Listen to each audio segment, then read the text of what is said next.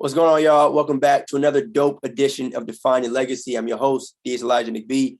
And before we tap into today's episode of Define Legacy, just want to shout out the online store, all right, which can be found in the link of this episode's description. All right, there's t-shirts, long sleeves, hoodies, all that. All right, so feel free to support the podcast and get your merch, which can be found at the link in the description of this episode. All right, now to get right into today's episode, we're going to be talking about reselling and flipping some phones. We got my man Josh Holiday. How you doing, man? Appreciate you for being on the show. Appreciate you. I appreciate you just allowing me to be on the show. For sure, man. I think this hustle and industry of flipping phones is definitely one that I think people need to know about. Because as we said before we started recording, everyone has a phone. You know what I'm saying? And certain industries and businesses may require a lot of either knowledge, time, or money. But I'll let you obviously to kind of get ready to talk a little bit more about it. So if you could, man, just introduce yourself and tell the world what it is that you do. Yeah, for sure, man. I appreciate you. Hey, you guys, what's up? I'm Josh Holiday.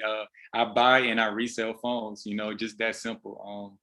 I actually needed extra money when I was, about a year ago. I started this about a year ago. I just needed extra money. I needed money, period. I was going through a different point in my life. I just graduated college and I just didn't want a job to consume, all of my time, to be honest, man. So I was just on Instagram as anybody else would be, and I was just scrolling and I came across an article of people flipping phones. So I read the article, I found it pretty interesting, took the time to invest in the learning, and that's pretty much just how I got into it, man. I wanted to improve my finances. I wanted to improve my credit. I wanted to be able to invest in stocks. I just wanted to better my lifestyle. And I knew that I needed another form of income to allow me to help me do that. And when I tried phone flipping, I made $130 off my first flip. And that's more than a lot of people make at their job on an 8-hour basis, like for real, like when I did the math, that's more than, the average person making. And I really ran with it then. Once I found out that I actually found a hustle that actually worked, I ran with it and I became good at it.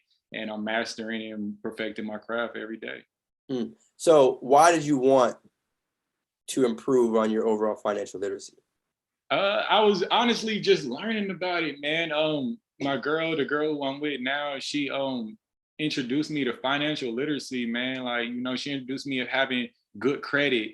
And I just graduated college and I had those student loans continuing to come in. We got paid at $150 a month. And yes, I had a job, of course, but having a job, paying the rent, paying your car bill, paying your gas bill, all of that stuff adds up. So I wanted to find another stream of income that could help me out or improve to where I could still have my freedom. I could still go out with my friends, and I could pay these bills comfortably. So I found phone flipping, and because of phone flipping, my credit has been able to go up because I'm able to consistently, pay my student loan bill and consistently pay my car loan bill. Sometimes even more, to be honest. Sometimes I'm able to, maximize on good profits and take a $500 profit and go put it towards student loans, invest a little bit into stocks and, pay off a little bit of debt. That way my credit can go up because now what I'm doing, and I also teach this in my course, I use my credit to buy phones, but that took time to get there. You know what I'm saying? Like, I'm really appreciative for this phone flipping thing, to be honest. Yeah. And so what does it mean to you to know that you've been able to establish an income that you control yourself? I feel good. I feel like I'm in control, and that's just the best part. I feel like I'm in control. I feel like I can scale my life, Yes, of course, I want to scale my business and make as much money as possible. But again, like phone flipping, I'm utilizing it to, scale my life. And what I mean by that is, if I want to surprise my mom with some type of gift, I'm going to go out there, hustle, make this money phone flipping and be able to afford to give that to her. I want to go on vacation. Not only can I, hustle and make the money from phone flipping, but while I'm on vacation, I can meet up and, I can flip phones and things like that. So I was honestly looking to improve my life overall. I wanted to just put myself in a better position than what I was at the time. Mm-hmm. And did you think, I know obviously you mentioned that you were scrolling and that's kind of how you found phone flipping, but even when you saw it for the first time, did you think that you could actually be profitable off it yourself? I didn't, man. Honestly, and that's just the truth. I did not believe phone flipping would work because, it's mainly about like everybody's honestly scared to get into it because they feel like it's a scam or you have been scammed before. And I've been scammed before, even just getting to phone flipping, but it's actually legitimate. The class that I was at today, I'm a phone flipping trainer for a company called Celbotics. And they was basically talking about, Walmart is selling them refurbished phones. Who else? GameStop is, buying these phones and things like that. And I had to point out today, and I was just like, hey, you guys, everybody's doing this for a reason. Like, it's legitimate money in here. It's actually a legit thing. You could unlock these phones to where it's open to any carrier, and that person don't have to worry about a bill. You can buy these phones already unlocked if that's what you mainly want to do. Or even if they are locked, you could sell them to a direct buyer, to somebody who's going to buy them, and they know, have a certain way of doing with it. So it's all about just educating yourself and, learning about this hustle. I had to learn about it. I had to go through my mistakes. I had to, get scammed. I had to, just go through all of these different mistakes. And, but I still seen a light in it, and it still is light in it. Again, like, my credit score was a 550 about a year and a half ago. I'm now sitting at 686, and I'm trying to get to the 700. And I'm just grateful for phone flipping again, because again, I'm able to pay off my debt and make sure I'm on track with all those things, so everything can continue to skyrocket, and invest into Bitcoin, cryptocurrency, get into NFTs. I just got extra money. Like, I got extra money to put myself in a better position for later on, or for right now, or for anything. But you know what though, even in saying that though, right? You got a hustle that's making you money. But the thing is that you mentioned was that you're making that money and then putting it into crypto or NFTs or basically larger projects after you make the money. So why that? Why? And not necessarily specifically crypto or NFT, but why do you have the mindset of once you make the money, you now got to put that money to work? Because that's what it's all about. I even look at the phones as assets. Assets is a big thing. I've been learning about, prior to phone flipping, I was learning about, financial literacy. I was learning about improving my life, and assets is something that I came about. I'm very specific to the NFTs and crypto because I want to put my money to work. I know over time, these things should grow in value. We just seen it. Bitcoin, literally, man, I was looking at Bitcoin when it was about $3,000, no lie. But at the time, I just couldn't afford to, actually put money into Bitcoin consistently and let it actually sit there and watch it grow.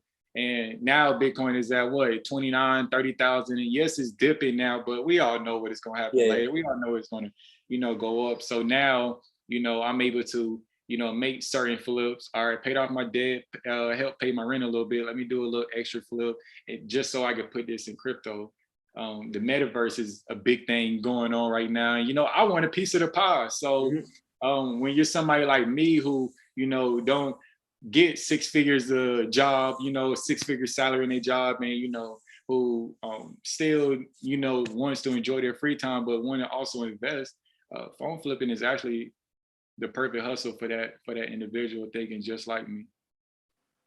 Yeah, and I like that too, because you talk about if you can't get it in one place, then create it yourself, right? Like creating your own salary, and I think that's a very possible thing for people. It's like at some point find the one thing that you feel is going to work for you. But if you don't mind, talk to me about getting scammed. Oh yeah, definitely. So getting scammed, it's here and there. Honestly, for me, I've never actually been like scammed to the point where like, somebody came to me and just sold me a bad phone. I've been scammed to the point to where, I purchased a phone from somebody, and when I later got home to check the IMEI, basically the IMEI is where you could look up the phone and check, to see what carriers locked to. The phone was blacklisted. So I used to hate that, man. One time I got blacklisted 3 times in a row. I bought a phone and the phone got blacklisted 3 times in a row. What that did, it put me in a position to learn to never get scammed like that again, because I got tired of it and it was costing me money. So I figured out how to avoid that at all costs. And now I know how to buy phones safely. I haven't been put in that position since. I know you know, exactly where to meet up with these buyers and sellers at to keep me safe. I've never been put in a bad position yet, thank God. But other than that, Yeah. it's all about Yeah. So what made you bounce back though? Because I like having conversations about you know, the possible struggles or obstacles of a business. Because obviously everything sounds good when you're making money, right? But everything in life is going to have, you know, times where things aren't going so well. So how did you bounce back and recover from that? I was able to bounce back. First, I had to bounce back mentally. You know, it sucks when you lose money. Come on now, like again, like I was the richest person, and every penny counts. So mentally, I had to tell myself, like you just said, every business go through their struggles. But how are you going to react when see yourself during that struggle? So what I did, honestly, I just went and educated myself more. I wanted to figure it out. I went to Verizon store, I went to AT&T store, and I went to T-Mobile store. And I said, hey, this is my problem. How or what do you guys do that can, help me avoid this situation? And I knew a couple of people that actually worked at this place, so that did help out too. And we actually did come up with a solution. And literally, and it's honestly, I'll give you guys this gem. You literally just call the store. And you ask if you can remove that number from that person's account. And if they can't remove it, then you shouldn't buy the phone. Simple. You know what I'm saying? So that is a tactic that I do to just ensure my safety. You know, I know safety is one of the biggest things in this phone flipping thing, because, you can get scammed, you can get robbed, and you can, make a bad trade. But that's all if you just don't know what you're doing and you're not properly educated at the same time. Now, I'm gonna say this though. One thing I like to analyze the worst case scenario for certain businesses, right? So if you invest in the stock market and the stock market crashes, you lose money. Very obvious. Right. If you invest in the real estate and God forbid, knock on wood, house burns down, right? It's obvious. Right. But in phone flipping, right? Worst case scenario, what would you picture that as? Right? Is it being scammed? Is it? And I'm just flushing out the worst case scenarios now so that people can really understand that, and then we'll move forward with the all right. Yeah, for sure. As they should know. Worst case scenario could be, here go a good one. Actually, honestly, just almost happened to me, y'all. Somebody tried to sell me an iPhone 13 Pro Max, 1 TB. I think that's what it's called, TB or a TB, 1 TB. So that's the biggest amount of gigabytes. So you could sell this for crazy profit. I was gonna sell it for crazy profit. I was gonna buy it for like $900 and sell it for $1,400. So that was gonna be some good profit. Yeah. Box and everything, but the phone was fake.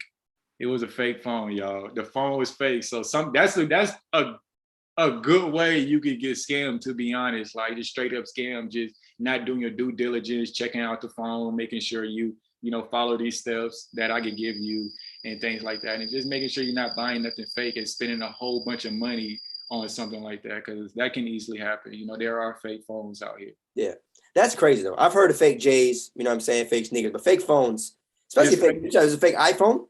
It was, and the reason why I knew it was fake, I was trying to reset the phone, and the Android logo popped up, red flag. And I exactly, I'm like, what? Android. So I didn't. So then I was like, let me just let it go. And and then it came back to the screen. It didn't reset, and the time was 000. So I said, okay, red flag number 2. And I was already not gonna buy it, but I was just checking it out more. And I just went through it, and the IMEI didn't start with a 3.5. So I teach, if the IMEI doesn't start with a 3.5, then it indicates it's a fake phone. So the phone was fake, and I almost gave the man almost $1,000 for a fake phone. So that was that's definitely a worst case scenario. Even worse than somebody calling and just reporting their phone loss, because you can still kind of bounce back a little bit from that as well. But it's no bounce back from that fake phone. I bet. What did you say it was called? IMEI. Yeah. So IMEI is basically, the way I would put it, it's like a social security number for phones. So it's a way that you can see when the phone was purchased. It's a way you can see how long the phone has been purchased and activated for. You can see what carrier the phone connected to. Is it unlocked? This is something that I teach that you do to help do your due diligence before you purchase a phone, to ensure that you're not just buying anything, and to ensure that when a person is saying like, hey, I have an iPhone 12 Pro Max, 256 gigabytes, that's what it actually is. And actually, sometimes, many times, this actually plays into my favor because they would say they have an iPhone 12 Pro Max locked to Verizon. I would meet them, run the IMEI, and it would be unlocked in 256 gigabytes, Mm. and I'll be buying it for a cheaper price. So this actually helps you out a lot, honestly. Mm. Though that's you bring up a good point. The idea of knowing your quote unquote numbers, which I think can be applied to pretty much anything, right? You know the numbers, you know what to look for. But what are other things that you feel like people should look into before either actually purchasing as well as selling and flipping a phone? Just knowing, like, just they should also know where they're going to meet. That's another thing. Public locations where you're meeting with your seller. I choose, banks. I choose Waffle House. I'm from the South, you guys, I'm from Georgia. So Thanks to I Waffle choose, House. I get but it. what, Yeah, yeah. but what people don't know about Waffle House is Waffle House has many cameras around the unit, and I know that. I just know that just through. I love Waffle House, so I've been there so many times. I choose banks like Wells Fargo, Bank of America, public restaurants like Waffle House, McDonald's, Burger King, Walmart, Target, places like that. Something where just a lot of people are at, and where you can obviously always be seen. Sometimes at banks they have security there, so that's why banks is a good place. Police stations, if you want to, keep it.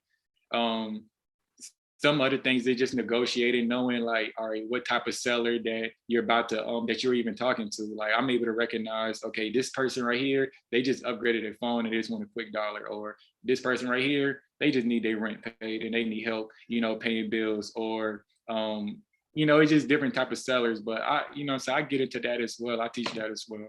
Yeah. What would you say has been like the average age group of the sellers? That's a Like, good have you noticed the trend? Like, is it like a young people? Is it just people that may be Actually, close to retirement? it's about, I would say it's about, because I usually do ask, it's about mainly 24 to 36 between that. I know that's a little gap, but that's really what it's about. It's really kind of like, like 24 to 36.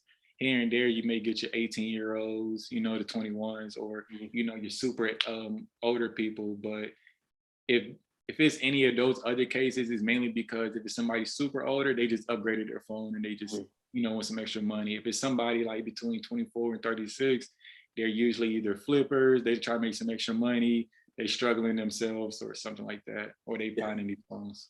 Yeah. And obviously in knowing all of this, right, and developing relationships with the people that you're buying and flipping with and to, did you have any mentors or like anyone that kind of put you on game or like kind of helped you out throughout the whole process?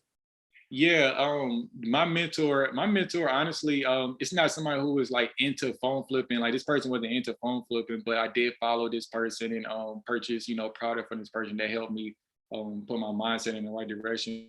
But it's Marcus Barney Him 500. That's who I would call my mentor at this moment.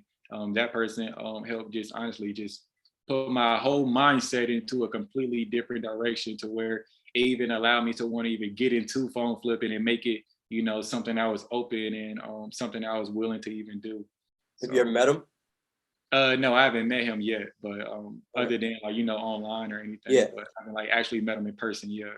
No. And I asked that because I think it's crazy, right? The world that we live in with social media and how you can have quote unquote mentors that you've never seen before. Yeah, real And talk. usually nowadays that's how it's happening, right? Yeah, The people that you've never met are probably making you a lot of money. You know what I'm yeah. saying? And so it doesn't always have to be taught in the classroom, right? Because if I had to guess, phone flipping wasn't a course that you probably took in college, was it? No, it wasn't. And that's just the messed up thing about, that whole situation too. Like, just college and, actually investing into, wanting to learn more outside of just like, math, science, and biology and things like that. Like, you really gotta want to like invest and learn a skill like, Turo, Airbnb, phone flipping, and, all these just different things. And that can honestly help you put you down a better path, in my opinion. Yeah, but yeah, and I agree with that, right? Like you mentioned just the basic, things that you're taught in the school system. But was there a moment for you where you was like, all right, I got to get to it, or I got to start, some sort of side hustle? I know you mentioned right after college, having a job, and then wanting to have an additional, income coming in. But was there ever like a bill that you received where it's like, okay, you know what, this really ain't it? Were you ever in a restaurant and you saw receipts and, you were kind of like, okay, I might need to get, more active and take my finances more seriously? My car got totaled, and I Mm, knew that I needed to, my car got, I literally, this is literally what happened. My car got totaled. I sat, I was mad. I went home. I laid in my bed. I was scrolling on Instagram, and I knew I needed to find some money to get me another car and put me in a better position. I was at a low point, like, real talk. Like, I was really at a low point. And for me to, just be able to pull myself out of that low point, find a hustle, stick with it, go through the downs of it, go through the ups of it. And now I'm consistently doing it at a good pace. You know, I had to give myself a pat on the back, to be right. honest with you. Facts. But it's so crazy and low key unfortunate that sometimes, I'm not saying you, but just people in general with the way, humans tend to operate sometimes, is that struggle can sometimes lead to your biggest motivation. You know what Real I'm talk. saying? And it's like so many people are in such a comfortable spot that little do they know that's damaging their ultimate potential because you're not tapping into something because nothing is going wrong in your life. But Right. sometimes when something so drastic happens, it forces you to say, okay, I really need to get in my bag. You know Real what I'm talk. saying? Like, and sometimes it takes that crazy resistance. It takes, getting your car totaled. It takes going through a rough breakup. It takes, having a check get bounced, so on and so forth. But I'm glad to know that you were able to Yeah, bounce back. and But just also, go ahead. yeah, I was about to say, and also, what I'm saying? I also, like I said, I had a girl at the time, man. I wanted to just be able to do nice things for her. I know we all been put in that position where you got your spouse or just a loved one in general. You just want to just do nice things, like, and not being able to afford to do nice things for that person that you love can kind of suck sometimes. So, phone flipping has allowed me to, be able to do nice things for, people who I love. Yeah, And yeah, that yeah. was, Yeah. And that's real too. I mean, especially, as a man, you want to be able to provide. And even though there's mentalities of or belief that, money, is nice, but there's things that's more important. At the same time, money is money. real, So yeah. you feel me? Money is money. We can sit here and beat around the bush all we want, but Yeah, money is money. You know what I'm yeah, saying? for sure. But so like when I think of phone flipping, right, I think of flipping products in general, right? Sneakers, even houses, stocks, the idea of buying low, selling high, repeating the process. But how would you say, if you had to guess, it's different from things of that nature that might be on a different scale, right? What's something that you might feel like, okay, this industry is very unique because blank. The quick returns you could get, man. Literally, you can make money in 24 hours, man. I had literally bought a phone. I bought a iPhone X 26 gigabytes unlocked at 3:00 p.m. And I'll never forget. This was one of my favorite flips. I bought that thing at 3:00 p.m. I know it's 3:00 p.m. just because I remember the day so well. And I had that same phone sold for $550 at like 7:00 p.m. So the quick return, just being able to really like buy something and quickly be able to get your money back within 24 hours. That's something that I really like. Yes, house flipping is really good, but it typically does take a little second. About 3 or 4 months, maybe 2 or 3 months. Hmm. Uh, but Yeah, the concept is, like you said, it's all the same. Buy low, sell high. yeah. And talking to, I mean, you bring up a good point, the speed, right? The quick turnaround. And obviously, I know that's not going to be the case with every single deal, or maybe, Right. but just the idea of like, okay, you could really, shake the room a little bit within a 4 to 5 hour span.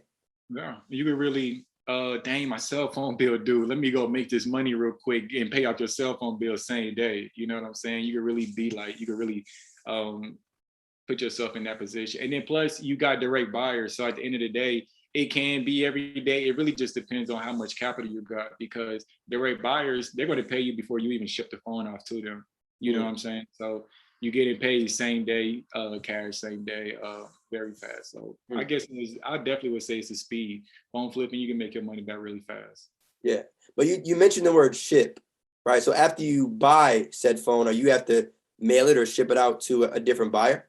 Yeah, so these direct buyers, they're located around all the United States. It's some in New York, it's some in California, some in Texas. It's literally all over, like all the major cities where, some in Atlanta as well, all the major cities where, somebody who can buy and sell phones can really do good business at. That's where they're located.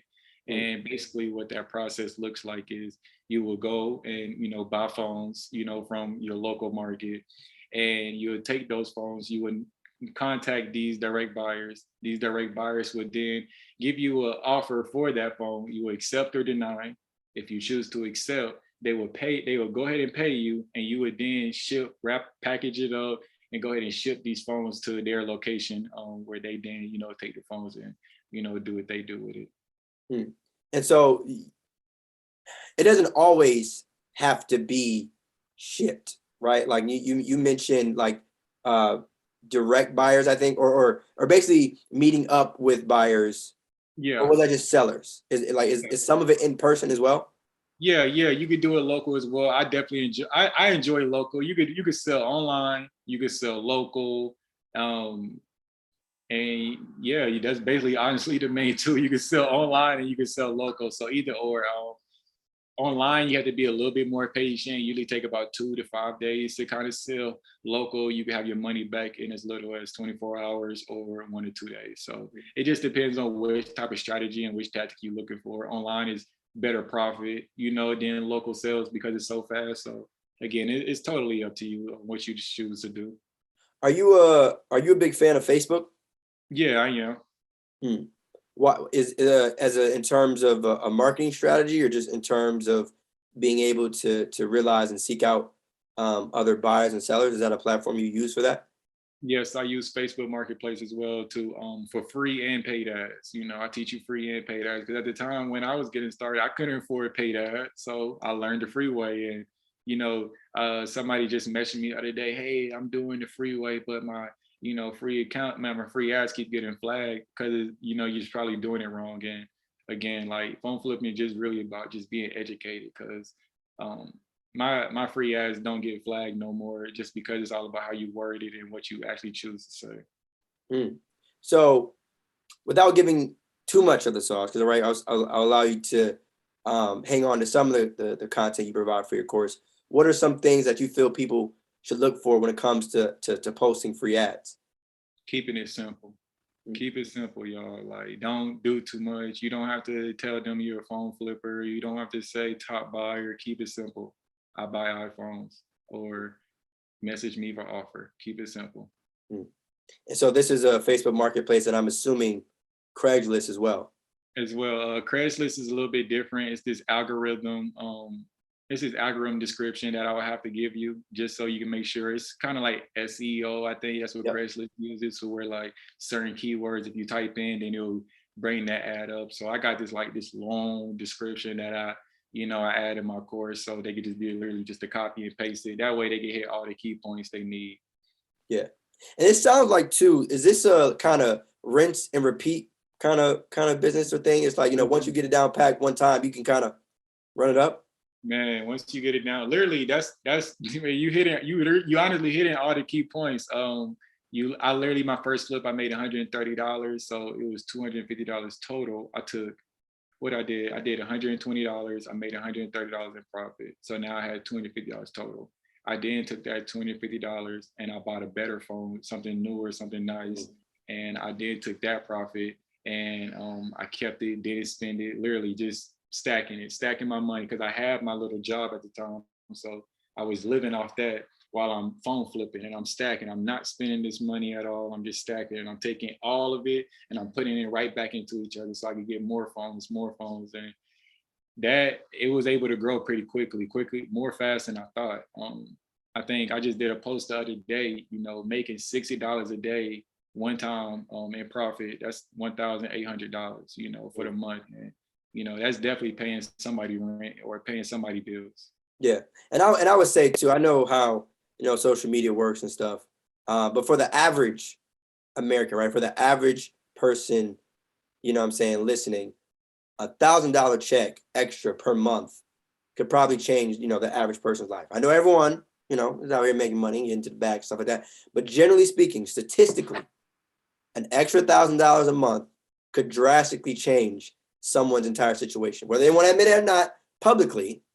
It's fact. Statistically, it could. It's fact. Just because imagine you taking that extra $1,000, and let's say you got a good job, you don't even need extra $1,000, but you honestly, it's facts because when everybody was getting stimulus checks, everybody was happy, and that was an extra $1,200. Imagine that every month. You know, that's really what it was like. Like, imagine a stimulus check coming into your account every single month, and you're the one in control of it, not the government, not the IRS. You're the one in control of it. I was literally just thinking about that today, but $1,000 extra every month, you could put that in cryptocurrency. You could put that in stocks. You could pay off some debt with that. You could roll your credit with that. You could you get some groceries with that. You could do a lot. You could do a lot with that. Yeah. And I think, you know, the beauty in what you're saying is the fact that you have options, right? Whichever route you decide to go with, you now have the opportunity to do so if you so choose, which I think, you know, is pretty cool. But even, I know you mentioned buyers, right? And also sellers, but where would you say is kind of a good central point or central location to meet both, right? So like, how does one person find sellers? How does one find buyers? Is there like a difference between the two in terms of your overall approach to seeking out both? Like, do you already have buyers readily available once you get the phone, or which one do you seek out first? So what you seek out first is you're seeking out a seller. You got to locate the phone. So you need to post your free ad and you need to locate the phone. This then is going to have many people come to you saying, hey, I have a phone. I don't want it no more. How much are you buying it for? I'm pretty sure we all seen like the kiosks in Walmart, similar like that. That's not giving them enough money. So they're looking for the most money as possible. Pricing your buys is probably the next biggest thing because you don't want to overpay. If you overpay, you could possibly take a loss and you wasted your time on that deal. So one thing that I do well is just negotiating, actually making sure that I'm buying a phone that I feel is worth my time. I'm looking for between $120 to $150 of profit per device, but that's also because my strategy, I'm very patient. I know other people who are strategy, they just want $50 per device, $50 to $80 per device, but they got 10 of these, they got a large quantity. I'm more so like quality. I don't need that many. I'd rather get 2 or 3 and make $450 in profit or something like that. But so just kind of rewinding, my bad there, but just kind of rewinding. Once you locate your seller, you then negotiate and you purchase that phone. What I then do is you can really take that same device, clean it up, make sure you take some nice photos and repost it on Facebook Marketplace, or you can repost it on Craigslist, offer up, all these different free sites out here like that. And people will come and buy it. And it's other, or you can sell it to your direct buyer as well. Also, a gem that I'll give you is if you actually go to a repair shop and you just talk to the owner, they buy phones as well. And they buy phones for competitive prices that is clearly cash same day. So an example of that was I met a buyer and I bought 2, it's on my own, I made a video of it. I bought 2 iPhone 13 Pro Maxes, 256 gigabytes for, I spent $1,600 on it, I believe. I took it to the repair shop that same day within 20 minutes, and the repair shop bought it for $1,900. So I was able to make $300 profit in less than an hour. You know what I'm saying? Just having that connection like that. So that's pretty much a little breakdown of that. So what do you look for when you get a phone? What kind of questions, I guess, would you ask a seller beforehand? Is there any damages? Or are there any damages? You want to know if there's any damages, because there's damages, then you obviously need to, deduct money from the offer. What carrier is the phone on? You want to know if it's unlocked. You want to know if it's Verizon. You want to know if it's AT&T or T-Mobile, because just depending on which one they say, it does matter. Verizon, AT&T, you can easily unlock it for a cheap price. T-Mobile, you can't. So, just knowing that, you're able to know how to price your buys. You want to ask where they located. You want to see like how far this drive can be for you, or if they're willing to come, all the way directly to you. You just want to have a good idea. And lastly, just get the IMEI number before leaving. You don't want to, waste your time and drive 30 minutes and the phone is fake or it's not what you thought. So I always try to grab the eye in the eye before I leave and before I meet up with my seller, to be honest. There's just a couple of things you just want to know before you meet up. Yeah. And have you noticed that there's a lot of people selling their phones? Selling phones? Yeah. Like my phones and ones I sell to them? No, just in general, because I'm thinking like, you know, it's I feel like it's obvious when someone wants to sell their house, right? There's something Right. they might have a for sale sign outside of their house. But I'm trying to see like everything else, right? Real estate, stocks, you mentioned crypto, NFTs. These are things that can be done online and virtually, right? Yeah. But in terms of buying phones, right? Not necessarily selling them back to a direct buyer, but buying a phone, it can only be done in person, right? You could buy on eBay. You know, you can buy some people who fix phones as well. I would point them to buy on eBay where they could buy these broken phones. You know, they can source these broken phones. You can also get these broken phones local as well. But if you really just looking for broken phones, eBay is a good platform to use as well. Mm. So you think people would go online, and this is just a genuine question. People will go online to buy a messed up phone and then like fix it and then sell it back to someone else, you're saying? Yeah, because people what people do is it's the same thing. You have people in this world who need extra money, and honestly, I did it before. Honestly, not the fix it part, but I remember when I was younger, no lie, because I've been had an eBay account before I even started using it for phone flipping. I had a phone that didn't want it no more. I sold it on eBay for cheap, and somebody bought it and it was messed up. But now I understand that they was able to buy that cheap phone for little to nothing because I didn't know the value of it. They was able to fix it up because they had the parts probably from a phone that they already bought, or they had already got the parts from the screen in the back. So they was able to fix it up because they already educated enough to fix these phones, and then literally sell it to the local market or sell it back online for full price, or to, just sell it to somebody for full price. And that's literally a business, that's literally like how this game can go. Like, I know somebody who specializes in just repair, that's how he teaches. He teaches them to, go on eBay, be patient, find these iPhones 11s that people want for like $60 because it's broken. You did take your parts that you already have, put them on there, fix them up, take a little time and resell it for like $300, and make your profit. But I feel like that, again, you correct me if I'm wrong, may require more like true knowledge, right? Yeah. I think this flipping is a hustle thing, right? And also too, it requires, you have to know your stuff and know your numbers. But when we talk about hustle, that probably just like, okay, I want to flip this product. I'm gonna find some sellers. I'm gonna find a buyer. I'm gonna make some money in 4 hours and slide. Is that true? Yeah, it like I said, it really just depends on which route. That's how I do it. Hey, if it ain't broke, don't fix it. Yeah, I'm like, hey, I'm gonna buy it and I'm gonna resell it. But then again, you got these repair companies who, they're looking for broken phones. Like literally, they're looking because people are going to buy. People don't want it no more. If your phone broke, you just trying to just get rid of it. You know it's no value in it. You can't do nothing with it. But the next man probably can. Next man trash is somebody's treasure. Ain't that what they say? Yeah. So that's how they look at it. But me, I'm looking to buy a phone and just resell it for as fast as I can. Fact. I like the end of that too, kind of as quickly as you can. You get it and then you do what you got to do. But what's one thing you kind of wish you knew, about this industry that you know now that you wish you knew when you first got started?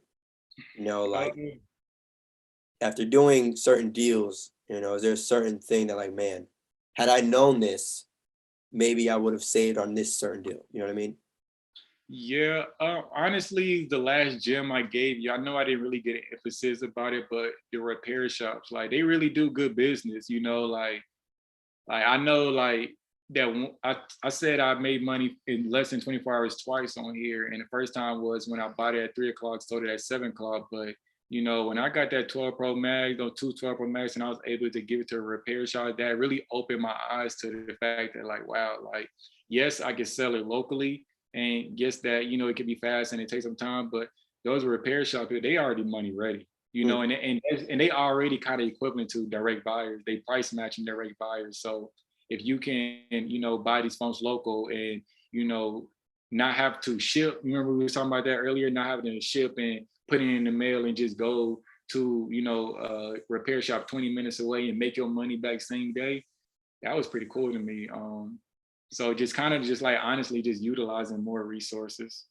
And that's, the big thing too. And I will also give you credit on was like, even going back to the beginning of your story, when you start to learn, right, more and more about it, it wasn't just like, okay, you see an Instagram post, whatever, and then you just stop.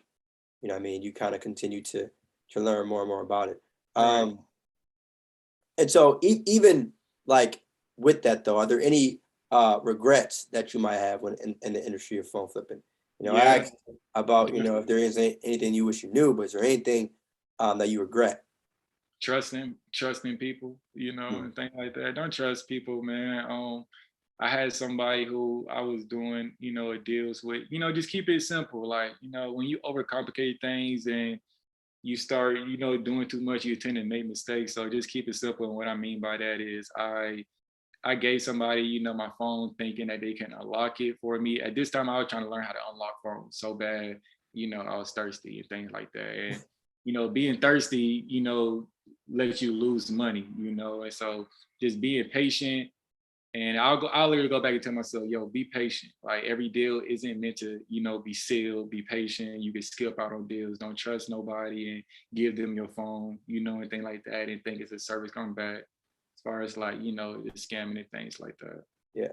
And you don't need every deal, right? Don't need every deal. You don't. People are gonna offer you, they're gonna say, hey, I want $350 for an iPhone 7. We all know iPhone 7 is like $50, whereas $50 nowadays, and they just asked me for $350. So, but you know what though, it's easy to say that now, right? But so do you have like a check? And obviously iPhone 7, I hope everybody know you're not paying $400 for that. But like, do you have a checklist where it's like, okay, this is how much I'm going to pay for this phone, right? This is how much I'm going to pay for this device. Is there a guide, or is it just like you just kind of know, like, all right, this, I'm not paying for that?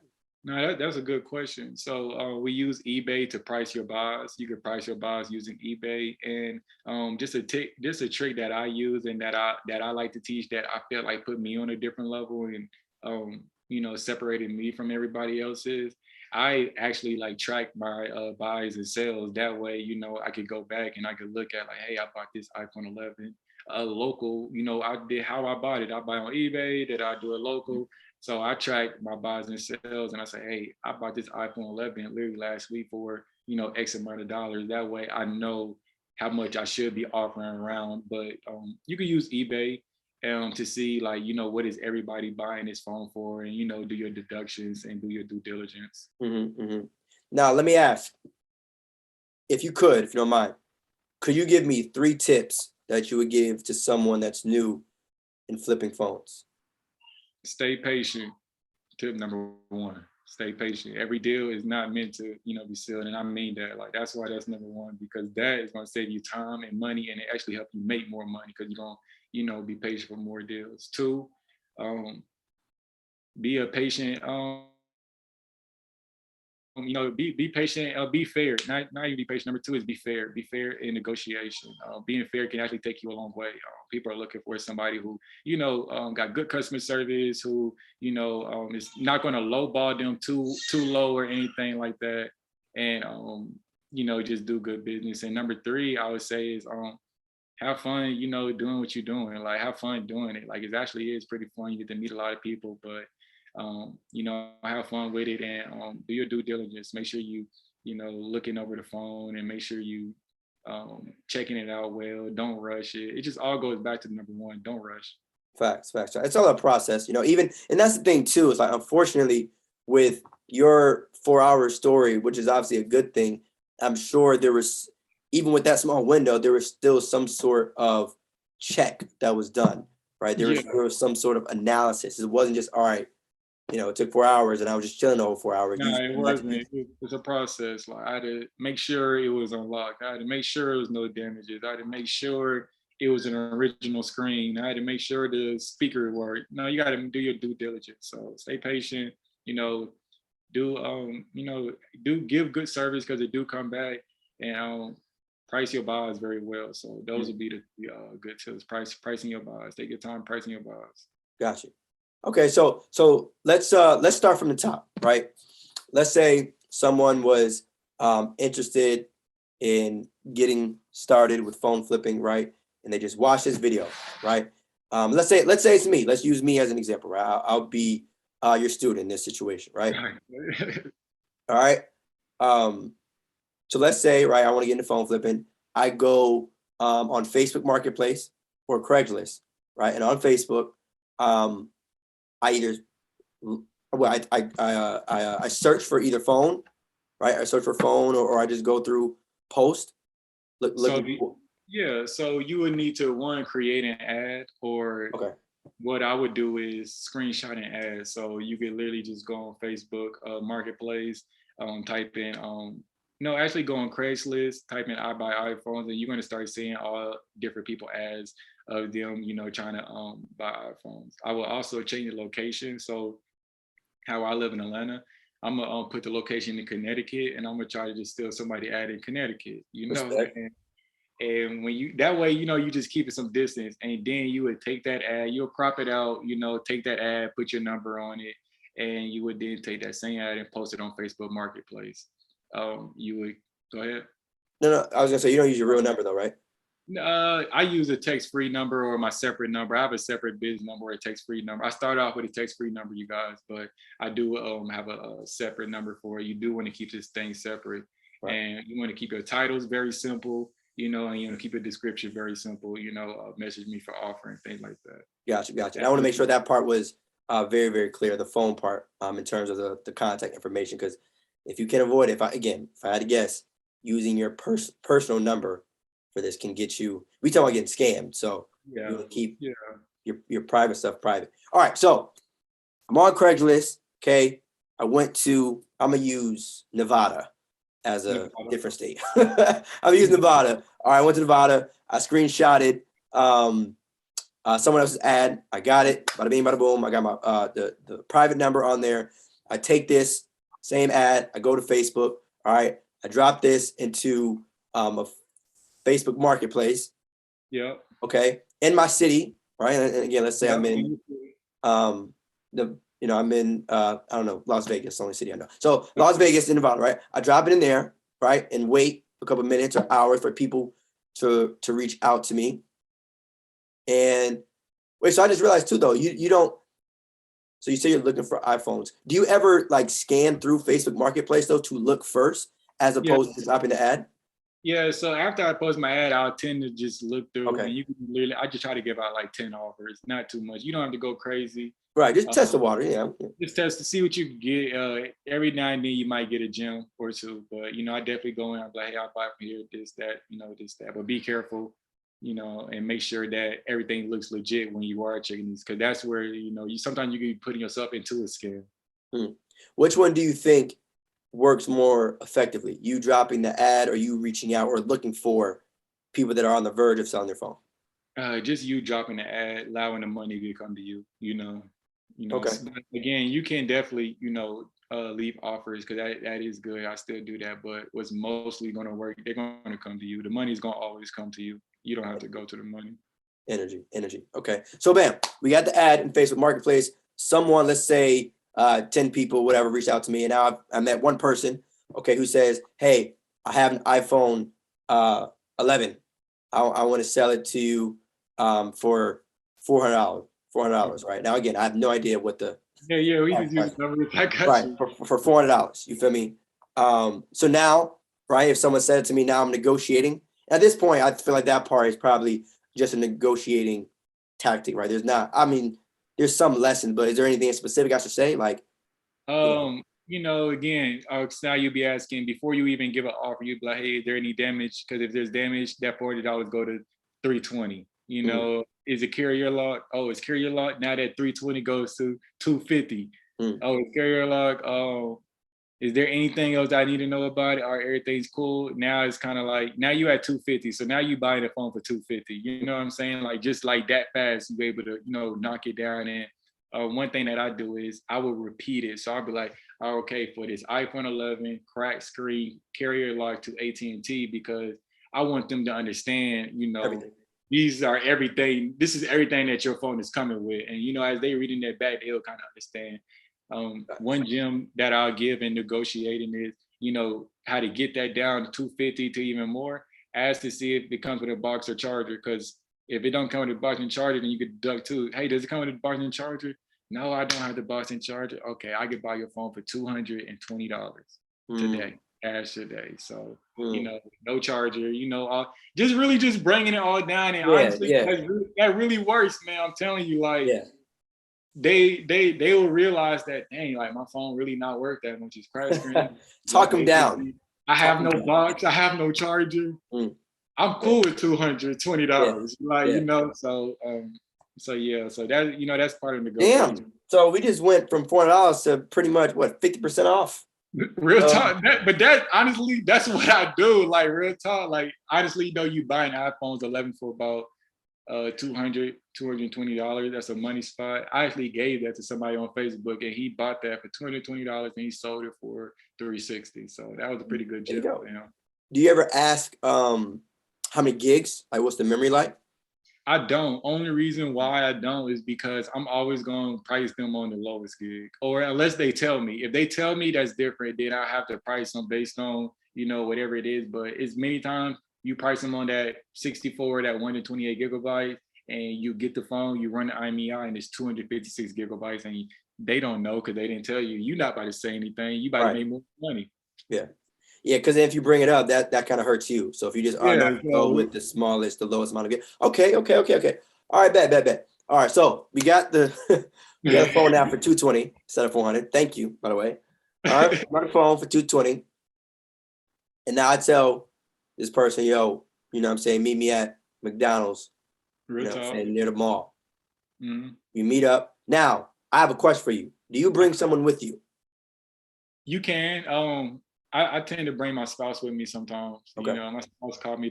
They say that's my security. They're security, but you don't have to. I mean, it's really just being comfortable. Starting off, go ahead. Just starting off, you want to go ahead. I would suggest it, but you will be fine by yourself. Yeah, and I bring that up too because obviously you mentioned meeting in a public place, right? Yeah. A restaurant, near the police station, whatever. But if you go with someone, that's even more added extra eyeballs. But just want to lock in the security part of it. So let's say, right, you meet up with this person. Is a transaction always cash? Is it? I'll ask them. Everybody tend to just use cash when I'm buying. I do Apple Pay sometimes. Okay. Really to repeat customers. Like when they repeat customers, that's when I might open it up a little bit to save or something like that. But you really just want to be careful about who you're receiving. I try to leave out cash out just in general. Cash out, people somehow be doing some weird things with cash out. So I don't really try to use cash out, you guys. But Apple Pay and cash is king. Just always remember that. Yeah. Okay. So now let's say you made a transaction, very, very smoother, as simple as possible. You now have the phone. Are you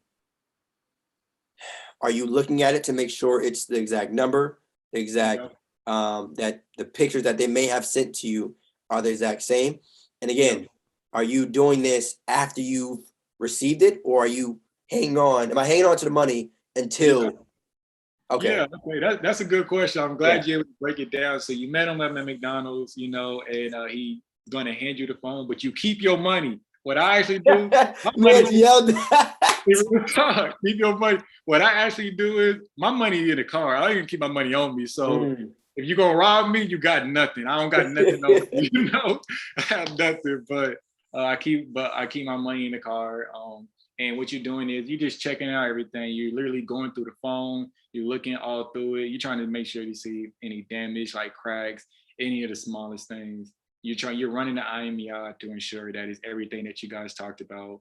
You're checking to see if the screen original. You're just checking everything. And when everything checks out, then you hand them back the phone, and you would then go get the money from your car or go get the money from your security if you brought somebody with you, and hand it to them and exchange it for the device. So that's pretty much how it goes. So there's got to be some sort of trust level though on both parties, right? Yeah. Because if they give you the phone, and I use, like, we talking about $220, right? But in your previous example, where I think it was $1,600, then you turn Yeah. it to 1,900, right? That's Yeah. it's a little bit more. Yeah. So if someone is giving you something that's worth $1,600 and you're pulling up empty pockets, they're not like, I want to see, like play this. You don't have to put up like a deposit, if you will, or they're not asking for like, slide me 50% first, and then we can, you know what I'm saying? To meet up. Well, maybe not to just meet up, but just like, I'm just thinking like, if it's me and you, right? Right. You tell me, you know what I'm saying? Or I got a product, or I got a phone. Let me not say product. I got a phone that's $1,600. Then I give it to you, and I don't care if you got the money in your car or not, and you start holding my phone and analyzing it. Yeah. What assurance do I have to know that either you have the money with you, you're not about to just run? Again, I'm just thinking from a beginner's first timer. Like, is there any type of protocol, if you will, when it comes to the exchange? Because when you're in a store, it's obvious. Yeah. Go to a cashier. Feel me? You bring your product, bam. But so how does that handoff work? It's pretty much similar. I started off meeting people at Starbucks and just honestly just sitting down, and when you sitting down, and I'm very like, relaxing, chill. So just speaking from my perspective, I never, came off with the intent to steal or anything, but speaking off from a beginner, I guess it's just something you just naturally gotta trust. It's kind of like, just driving. You gotta trust that the person behind you just not gonna hit you for no reason. So, that is a good question. But nobody, people, sometimes you might meet people and they like, they very fidgety. And I just kind of just assure them like, hey, like, I picked this public place. I see it's a camera right. I've showed them it's a camera right here. Like, I assure them safety and things like that. And I just keep following forward. Gotcha. Okay, so let's say the deal has been done, right? You got your money, or excuse me, you got your phone, right? Let me, I got the phone. Okay. They got their money, whatever. Now, next step, finding a buyer, right? I now have the phone in my hand and it's out of my pocket and I'm back in my car. What am I doing next? So you got three options that I like to give people options, because it all just depends on what you want to do.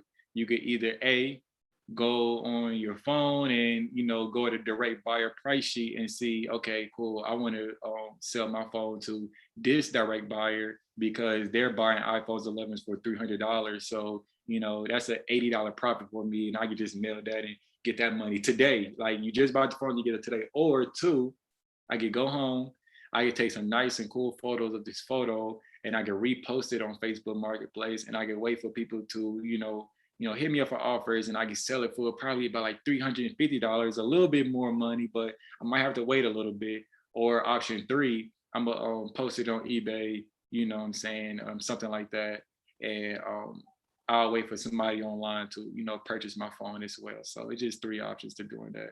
Gotcha. Okay. So now we posted it right on let's say it's social now, and I'll let the eBay one be on the side for now, just for the sake of just direct in-person stuff, right?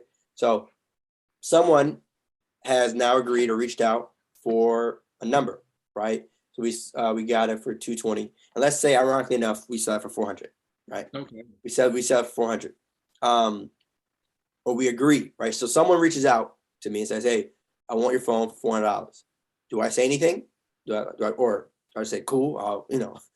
So so I would then say, hey, thank you for reaching out to me. Where are you located? Because you just want to see where they're located, and then based on where they're located, you want to then it's same thing all over again, rinse and repeat. Now you want to find another location in between both of you guys, that's public and that's safe, that you find out. You want to offer like, hey, can we meet here at 9 a.m. or 10 a.m.? They choose to meet up.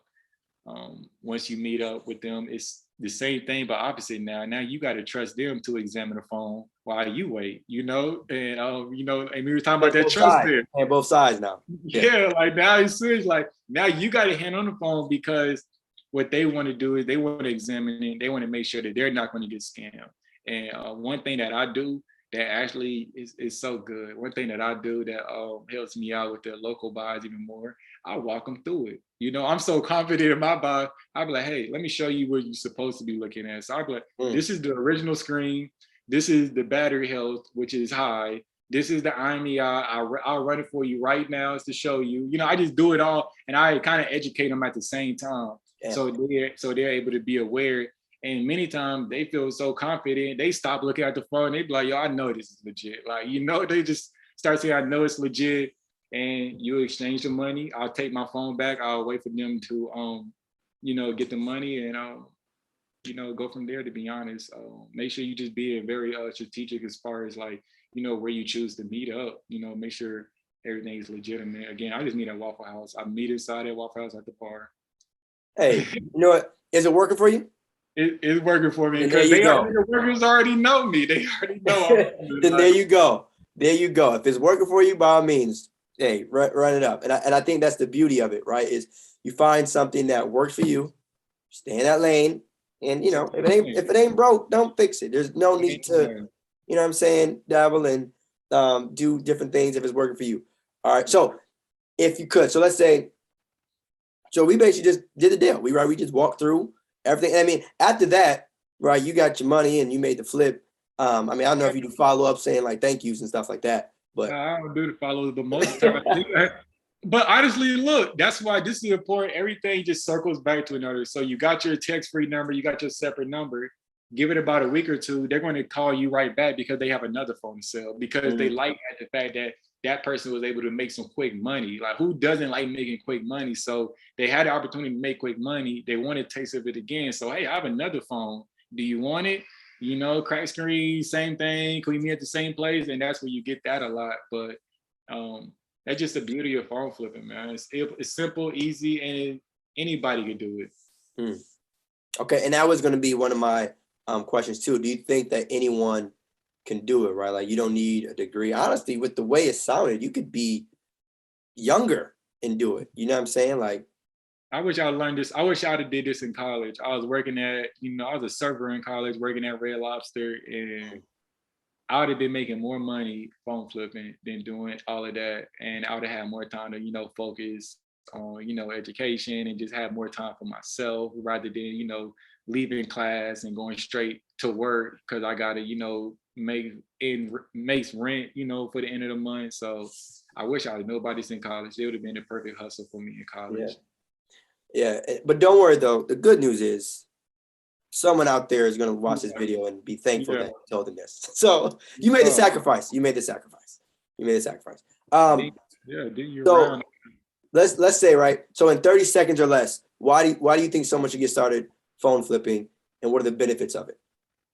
Somebody should get started in phone flipping because it's going to improve your life overall. You're going to make more money. You're going to have more freedom due to having more money. You're going to be able to utilize at the fact that you're making more money. And who wouldn't want more money? You know, in 30 seconds, to be honest, like, well, hey, you know what? That's a good. Ooh, that's got to be the top of like certain interviews. So, you know, here's my name, and who wouldn't want more money? That's a very good question. You know what I mean? Just straight up, like, how does that not interest you? Right. You know, and say, especially too, when it sounds like something that can happen quick and instantly. You don't need, right, a formal degree. But how about this? How much money would you say is needed for someone to get started flipping phones?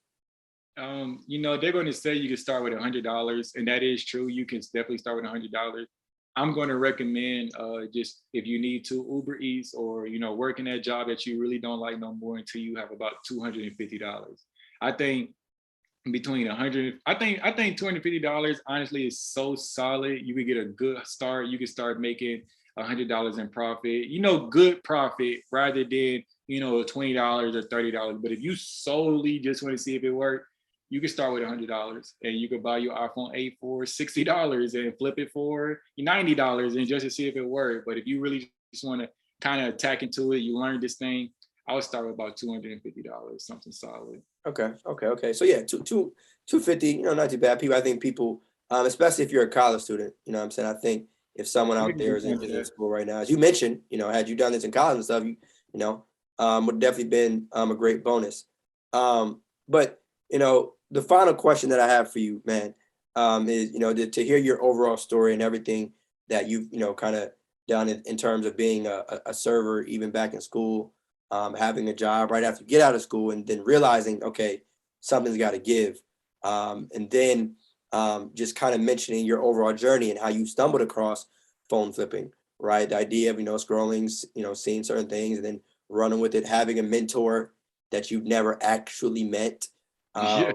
And then, being a part of an industry that isn't too common, right? Yeah. People always talk about the common ones, but this is something that you've kind of learned on your own, and also still being young, right? And also, doing something that is not taught in school. So when you combine all those things, and even with the courses that you have, and promoting yourself well on social media and all of that, right? Everything that we talked about.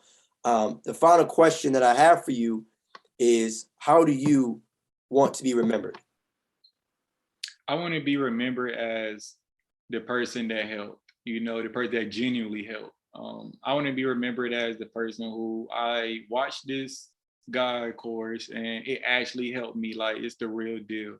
Um, as I said before, I got into investing. I was investing in courses over and over again, just trying to figure it out, just trying to, find my 6-figure business and, get out of this rat race, or just at least feel like I'm getting out of this rat race. And what all those courses had in common is, yes, they had good information that I took and ran away with it, but it wasn't enough. I want to give you A through Z, and I want to make sure that you have everything that you need to become a successful phone flipper. So it's no questions being asked. I want to help you avoid, getting blacklisted. I want to help you avoid getting robbed. I want to help you avoid all the mistakes that I went through. So you could just honestly be just successful and spread this word that phone flipping, phone flipping and help. I want to actually genuinely help, to be honest. And that's major. I think the good thing is, now that you've learned something, right, how to make money with this this hustle, now you're doing things to kind of help people along the way with their journey and discovering something new that they may not have had resources to prior. And so I definitely think that that's an amazing thing that you're doing, man. So much props to you.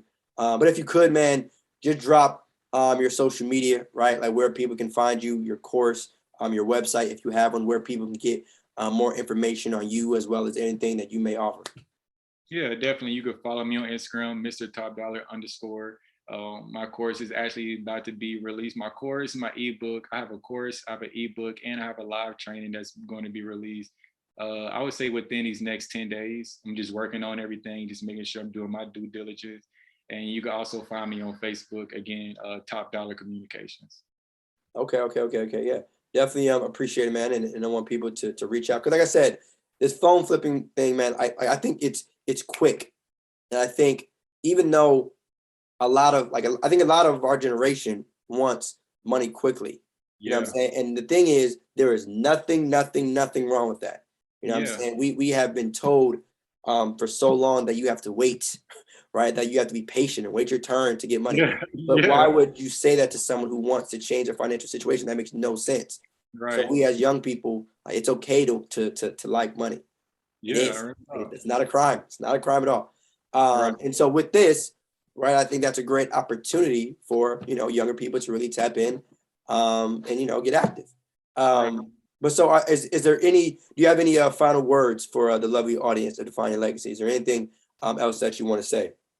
Man, get your flip on, man. Don't miss out on something just because you don't know about it. If you don't know about it, go read about it and educate yourself. Always educate yourself on something before you just, give your opinion. It might actually turn out and be something that can help change your life. Don't miss out on something just because you don't know about it. Man, that applies to a lot of things. Applies to a lot of things. And this is, you use the word scam, right? And that word gets tossed around for a lot of things, right? Phone flipping, Forex, Bitcoin, anything that you can make a lot of money on instantly. And people will be so quick to say, yo, this isn't true, or that can't happen, instead of doing the actual research. Crazy, which is crazy. But again, with something like this, I think, we have to understand the world and the environment that we're in. And also, phones aren't going anywhere, right? We know real estate isn't going anywhere. We know for the most part the stock market isn't going anywhere. But something tells me that people in their 20s will be continuing to use their phones at all times. So that's just something to think about. But yeah, on the Define Legacy front, make sure you follow Define Legacy on Instagram as well as Twitter and Facebook as well. Subscribe to Theus Elijah on YouTube as well as TikTok. Make sure to give a 5-star rating on Apple Podcasts and Spotify through Define Your Legacy. And check out the online store of the Legacy, which can be found at the link in the description of this episode. And again, episodes drop every Thursday at 8:24 a.m. Eastern, everywhere, all right? All episodes Define Legacy every Thursday at 8:24 a.m. Eastern. And just like that, y'all, appreciate you again, Josh, for being on. And we gone. Peace.